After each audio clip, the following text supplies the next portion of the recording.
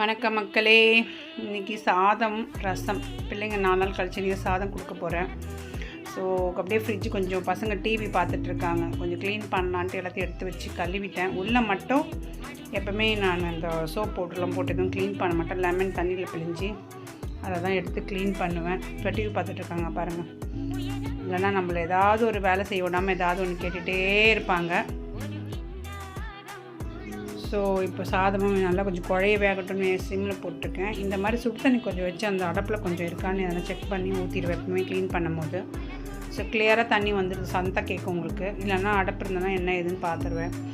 So இப்போ எல்லாத்தையும் அந்த இடத்துல அப்படி அப்படியே செட்டில் பண்ணியாச்சு. ஏதாவது வேஸ்டேஜ் இருக்கான்னு செக் பண்ணேன், எதுவும் இல்லை. நான் அப்பப்போ செக் பண்ணிவிடுவேன்.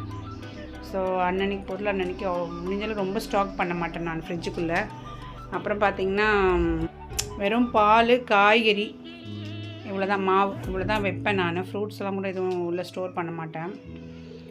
ஸோ இவங்களுக்கு சாதம் ரெடி ஆகிடுச்சு. அப்படியே நம்ம மீன் குட்டிங்களை பார்த்தா மைண்ட் ரிலாக்ஸ் ஆகிருக்கும். அவங்களுக்கும் பசி எடுத்துக்கிச்சு, இல்லை டைம் ஆகிடுச்சு. ஸோ அவங்களையும் போய்ட்டு கொஞ்சம் ஃபுட்டு போட்டோன்னே ஒரு ஹாப்பி, நமக்கு கொஞ்சம் மைண்ட் ரிலாக்ஸ்.